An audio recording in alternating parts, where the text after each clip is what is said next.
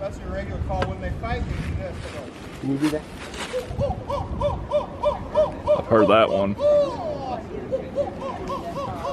Yeah.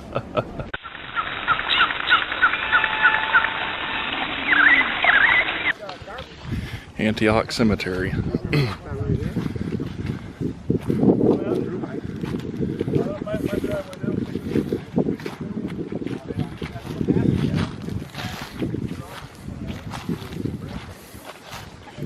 $1872.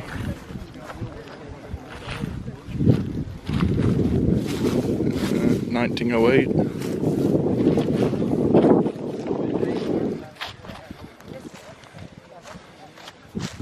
$1904.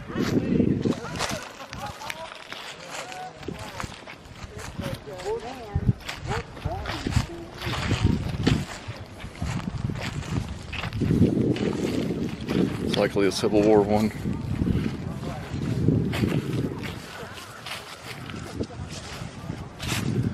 Um, 1896 died.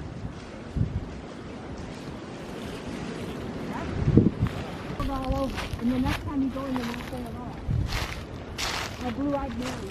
You'll look and everywhere you see blue-eyed berries, you go back and that's it. A lot of old graves here. Very old graves. Some more newer. Here's one at Phil.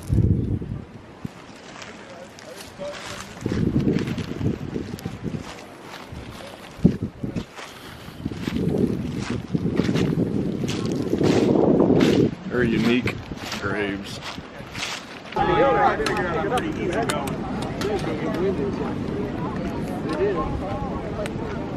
Alright, we're gonna descend into No Name Creek here. Keep an eye out, we'll have a homestead on the left. Ernie's gonna point out a cistern or a well, and we'll see some more of that evidence once we get over into the ghost town of Progress. Alright, here we go.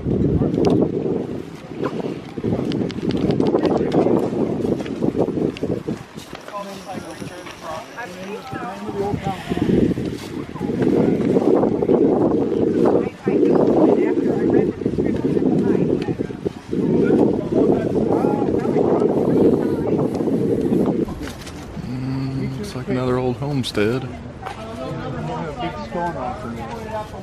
Big meteor. Right there. Again, always be careful walking up the wells and cisterns. You want to test your footing right next to them. That wall inside might be ready to collapse. You might need to drop to break the sandstone back there. I know.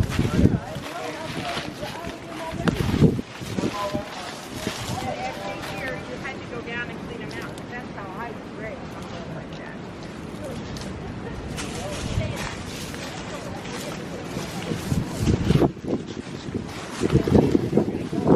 I think Lassie's here.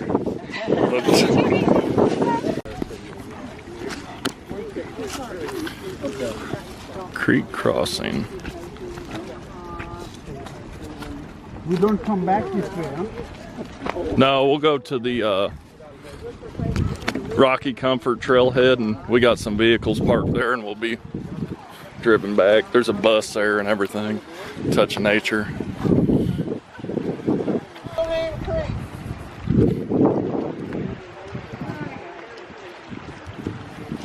Little steps here. Maybe the easiest way to come.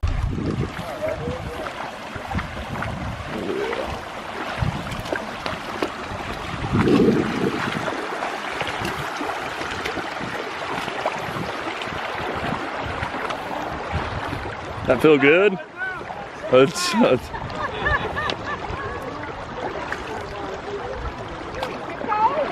Yeah, nice.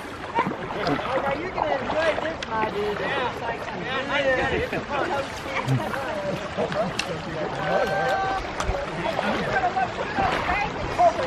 Now, it's part of your proposal for a bridge here. Yeah. So actually, my proposal would take us completely off that trail. My proposal would actually, because now we're kind of ducking into crab, and they kind of want us completely off of it as much as possible. So I actually routed it to go over here and staying on Touch of Nature, SIU. And we'd actually cross over here go up the hill, and on that hill is an old road that runs right up to Hidatsa and runs directly into the river to river.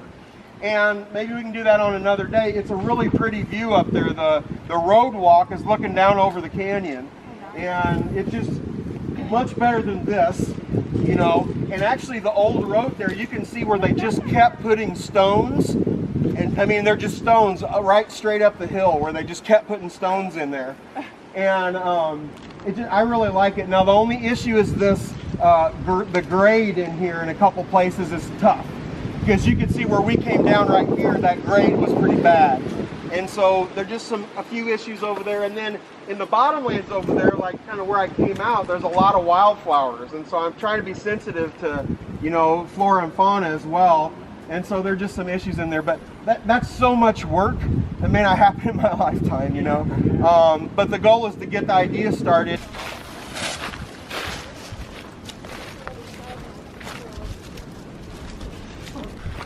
Finally, we're getting into some bluffage. Baby bluffage, but bluffage.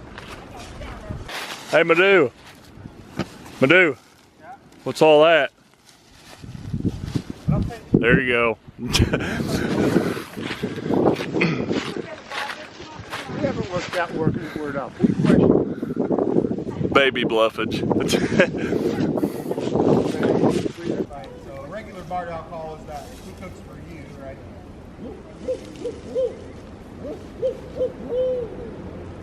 That's your regular call. When they fight, they do this. Can you do that? I've heard that one.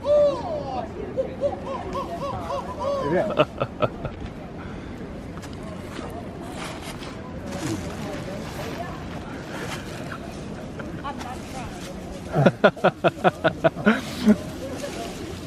I'll get you on video doing it. Plus,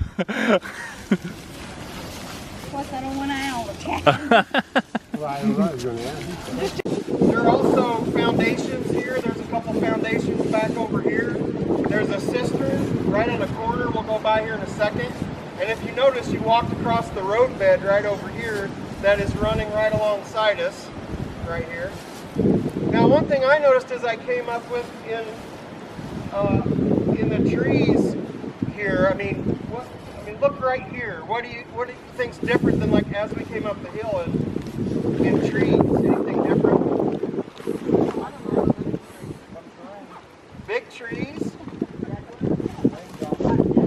Dead ones? How about less trees? See how open it is here? Two things, cleared and also impacted. Everybody been to Millstone Bluff? Norm? Okay, so those of you that have been to Millstone Bluff, next time you go there, or if you haven't been there before, you're driving up to it, and if you haven't been there, you need to go there. When you're driving up to it, look at the top of Millstone Bluff, and you will be able to see through the trees on the top of the hill. That's because the native people lived up there so long, they compacted the soil so much, and it was so used that the trees won't germinate still to this day in that compacted soil. So that's the same thing here. The land got cleared, the trees got cleared, and then there were cattle here, and horses, and people compacting the land. And so it's kept it open here. There are also buildings. There's a retention pond over there for the animals, other building foundations. And then one more thing about the trees. Look again, who knows their trees? Anybody know their trees? What are we standing in the middle of right here? Look at all these similar trees. This one's planted in a row right next to the road. See this? It's planted in a straight line right next to the road. What kind of trees are these? Who said it? Maples. We're standing in a sugar bush. This is a sugar bush. Okay? And some of these sugar bushes are native. Right? Because natives taught us maple syrup. They didn't come from Europe. That was here. Okay, so this may be, who knows, this could be a native sugar bush. They may not be that old. But, it's likely that the pioneers or the settlers put all these maples in. Yeah.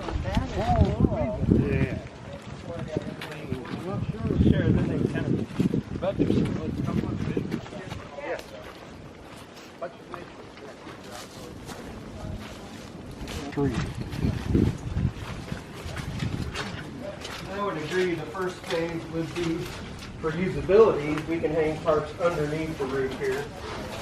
But before I get to bothering with that, I'm going to do the rest of the dirt work in here and get it so the water's not laying in here. Because it's not just coming through the roof, it's also coming from the outside. Over time, it's been compacted in here, but out there the forest is building up the soil. So we're going to have to drop the soil on the outside and get everything running away.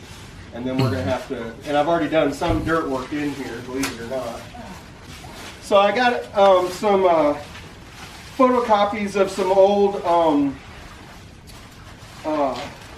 newspaper clippings. And this one is student teachers Daria Stout and Carol Janice something teach Carbondale 6th graders Indian dances in front of Hidatsa. And then here's another one with the guys in their slacks and ties standing inside the Hidatsa, the engineers that worked on this from SIU. SIU secured the lease for the first piece of property at the main Touch of Nature campus in 1951. I have one map here, actually this one. This is an old pamphlet from I think 60, and this one actually shows a golden opportunity for youth awaits your decision. And if you look, they've got all of the parcels of land around the lake, some of which have already been spoken for by some organizations. SIU's already on here. But then they have other available portions here. And then if you flip it, when you flip it over, look at the map on the back and look at where we are. And there's a dotted line running across where we are right now that says Proposed Southern Trailways, which became the River to River. Okay? And there's a spur from that dotted line up to Touch of Nature. So that was the plan to begin with. You know, and here we are 60 years later. So the property out here was when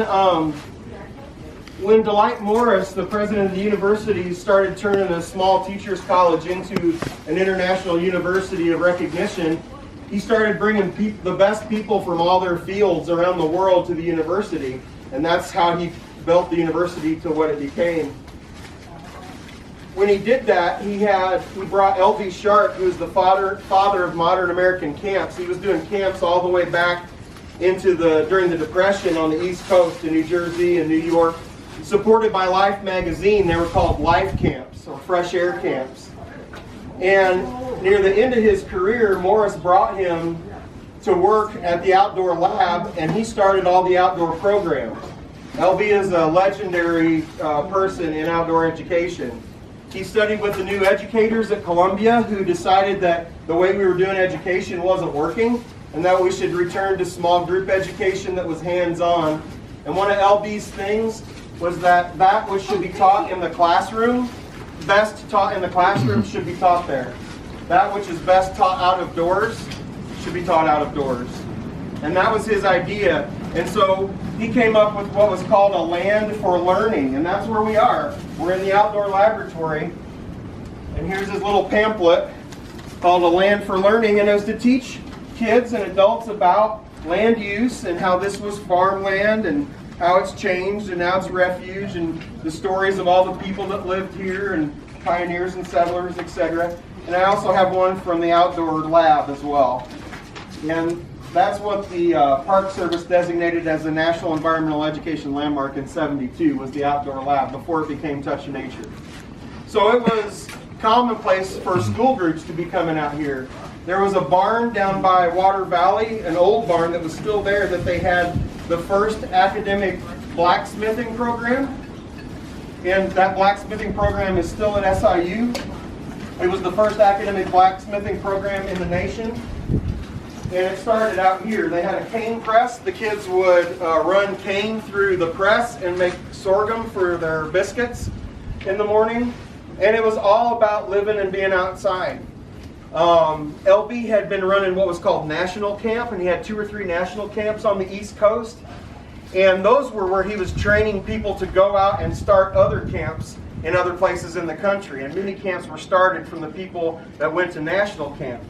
When LB came here, he loaded 15 tons of goods from 2 of his national camps, which he closed, and he brought them to this property. We're going to end where that was, and that was the Outdoor Education Association that he started.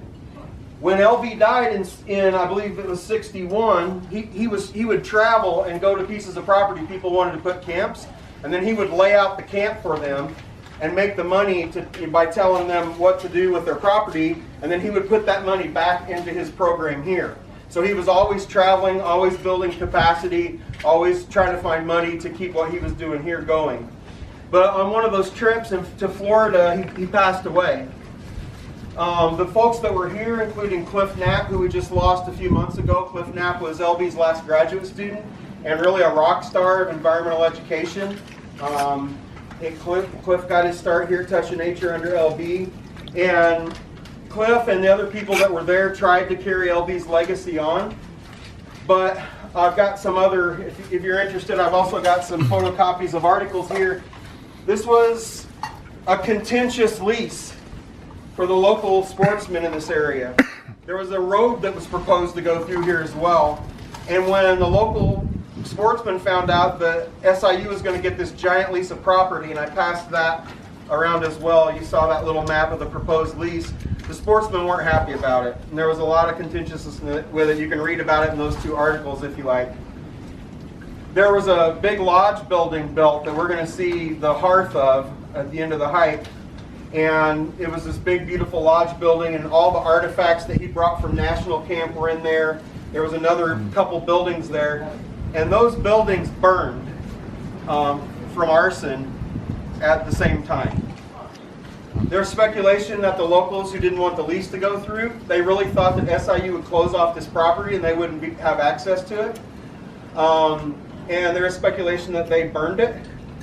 My dad worked in engineering at the time, and he said there was also another issue that the big lodgepole pines that they brought in to build that building hadn't been treated, and the termites got into them really quick, and whoever was responsible for that burned them. There are lots of legends about that and the history of the property in general. But not long after LB passed, that energy died, and the outdoor lab, and especially after the buildings burned, all this just kind of stopped. And they withdrew back to that west side of the lake to where we run out of now. But LB is recognized, nationally and internationally as an outdoor leader. And LB was one of really the first that we know of that considered low impact use. When he had camping areas, he moved them. After a couple of years, he'd move that camping area to another area just to minimize the impact there. So lots of history. We're in the ghost town of Progress now. The only reason this was a town was because it had a post office and a mailman. And that's the only reason it was a town. And we may go by the mailman's house here in a minute. And we can check that out if we go by it. I think we will. But it's a long way on horse and buggy to Macanda from here. So you didn't go to Macanda very often, but that was the big town. Step here, folks. Watch the step here. Don't take the ground for granted here. This is the mailman's place. And this swimming pool over here is the basement of his house. I've never seen this much water in it. Last time I was here, you can see about 10 to 15 feet down. And I've never seen the bottom of it, so I'm not sure how deep it is. But again, imagine the people that were living here digging these holes and laying these stones, so that they can settle. Here's a foundation for a building. Almost looks like a cemetery, which is a building. Maybe a well cistern, something over there. It's pretty neat. Couple of them. Old big trees.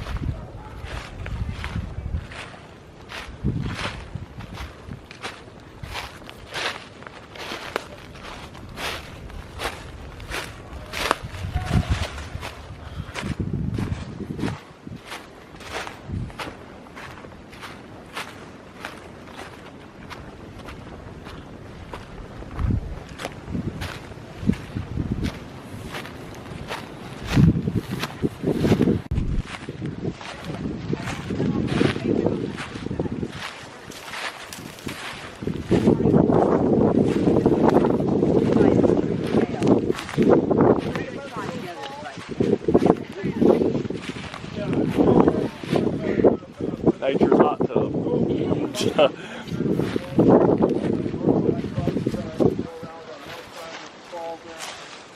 in that area. After this, yep, the other ones are extremely difficult to find. Okay, are those the ones up on Happy Hollow Road? Or off of I'm not Happy aware of Hollow? any lines of road. No, I don't